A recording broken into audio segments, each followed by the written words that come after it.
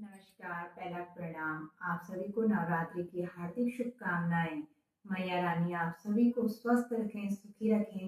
इसी कामना के साथ मैं मैया रानी का एक सुंदर सा भजन लेके आई हूँ। उम्मीद करती हूँ कि आप सभी को पसंद आएगा।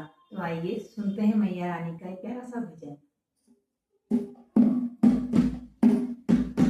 हे माँ तू जगत जननी, हे माँ तू जगत जननी, मेरी ओर नजर रखना। हे माँ तू जगत जननी, मेरी ओर नजर रखना।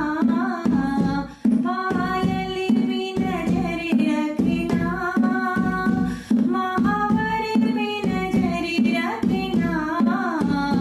बिछुए तो सुहाग के हैं, बिछुए तो सुहाग के हैं। माँ इनको अमर रखना। हे माँ तू जगत जननी,